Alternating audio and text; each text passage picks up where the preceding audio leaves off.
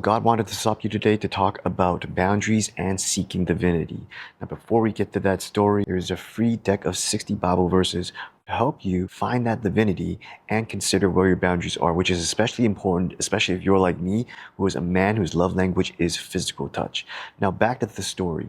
Now, growing up as an atheist and going through the red pill movement and the pickup scene, what you learn is that touching a woman early is really important. But if you're as a Christian, which now I am, one thing you have to talk about is boundaries. You know, the thing is, not everybody likes to be touched. And if you're a salesperson, you want to sell what the person likes. And here's the thing that is blocking so many men. You cannot see your own normal. If you are accustomed to touching a girl, or if you're a girl and you're accustomed to touching a guy for the first date, or maybe second or third date, or if you're just a physical touch person like I am, whatever you do that is normal to you may not be normal to the other person. Whatever the other person notices may not be noticeable to you. It's like weather. Some researchers actually tested this. What happens was they put two person, one whose physical touch was his love language, the other was not, on a first date, and the numbers between the two on how many times a touch was initiated was widely different. The first guy,